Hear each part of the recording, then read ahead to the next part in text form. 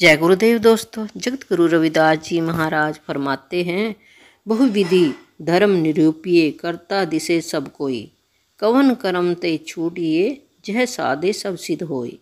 सतगुरु रविदास जी महाराज इस जीव को समझाते हुए फरमाते हैं कि वेदों और पुराणों में अनेकों प्रकार के धर्म ग्रंथ नियत किए गए हैं।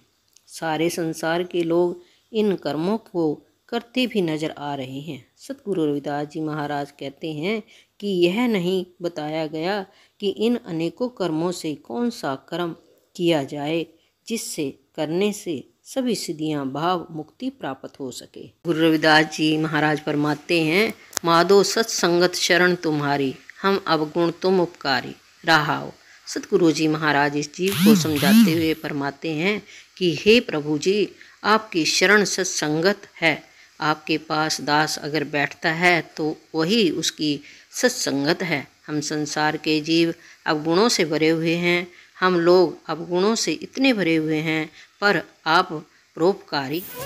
जय गुरुदेव दोस्तों।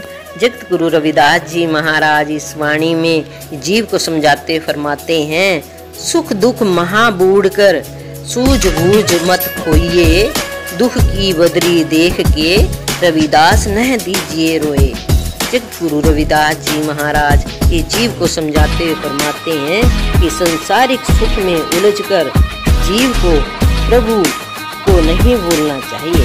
संसारिक सुख रूपी नदी में डूबकर जीव को अपनी सोच और समझ नहीं गंवानी चाहिए, और दुखों के बादल सिर पर मंडराने से जीव को रोना नहीं चाहिए, क्योंकि सुख दुख जीवन के ही अंग हैं। सुख और दुख तो आता और जाता रहता है। आगे वाणी में जगत गुरु रविदास जी महाराज फरमाते हैं, रविदास तू कांवच खली तुझे न छीवे कोई, मैं निज नाम न जानिया भला कहाँ से। जगत गुरु रविदास जी महाराज जीव को समझाते फरमाते हैं कि हे जीव, अगर तू प्रभु का सिमरन नहीं करता तो तेरा जीवन कांच फली के समान है। जैसे कांच फली को छूने से शरीर में जलन पैदा होती है, वैसे ही परमात्मा को भूलकर जीव में दूषण पैदा हो जाता है।